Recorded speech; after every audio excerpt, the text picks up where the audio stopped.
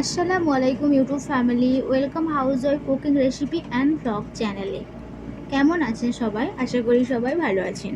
আজ আমি আপনাদের কাছে এসে আবারও হাজির হয়েছি এক নতুন এবং ইউনিক রেসিপি নিয়ে। খুব কম সময়ের মধ্যে বানিয়ে ফেলতে পারেন স্পাইসি চিকেন পোলাও।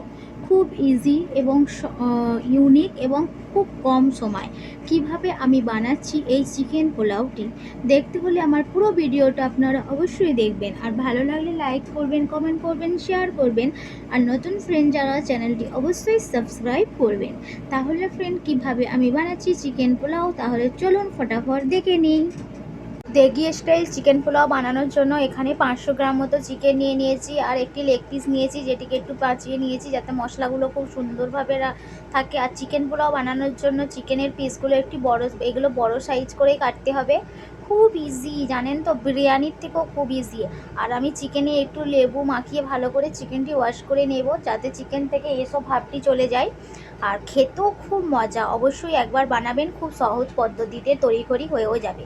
তারপর এখানে আমি সামান্য তেল দিয়ে 1 চামচ মতো গাওয়া ঘি দিয়ে দিলাম। ঘিটি দিলে আরও চিকেন পোলাওর টেস্ট হবে। তারপর এখানে খাড়া মশলা দিয়ে দিলাম, যেমন তেজপাতা, দালচিনি, এলাচ, লং, গোলমরিচ আর বড় সাইজের পেঁয়াজও দিয়ে দিলাম। দিয়ে এখানে ভালো করে একটু ফ্রাই করে নেব। আর একদিকে আমি সামান্য আলু দেব, সেটিকে বেরেস্তা করে রেখেছি, আলুটি সামান্য ফ্রাই করে রেখেছি। এখানে পেঁয়াজটি খুব বেশি লাল করব না, জাস্ট হালকা ব্রাউন কালার করব। খুব বেশি লাল করার প্রয়োজন নেই। যখন আমাদের হাতে খুব সময় কম থাকবে আর খুব চটপটি খেতে ইচ্ছে যাবে, তখন এইভাবে চিকেন পোলাও বানিয়ে নিতে পারেন।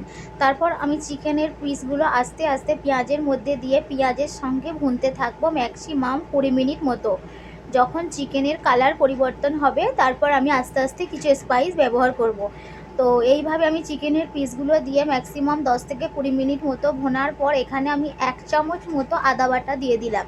দিয়ে আবারও 5 মিনিট মতো ভুনে নেব। তারপর এখানে একটি বড় সাইজের টমেটো কুচি দিয়ে দিলাম। দেওয়ার পর এখানে কিছু স্পাইস ব্যবহার করেছি, যেমন লবণ 1 চামচ, হলুদ 1 চামচ, ধনের গুঁড়ো, জিরা গুঁড়ো। আর এখানে 1 চামচ ফাটানো টক দইও দিয়ে দিলাম।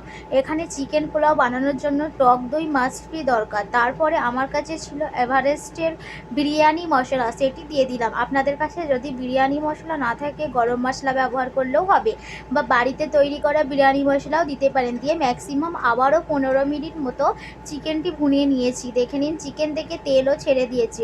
তারপর ভেজে রাখা আলুটি দিয়ে দিলাম। এখানে আলুটি অপশনাল, দিতেও পারেন অথবা নাও দিতে পারেন। তো আলুটি আমরা খুব পছন্দ করি, জানেন তো, তাই আমি আলু ব্যবহার করলাম। দিয়ে আবারও 10 থেকে 15 মিনিট দিয়ে সামান্য পানি দিলাম। এতক্ষণ চিকেনটি কিন্তু বিনা পানিতেই হলো।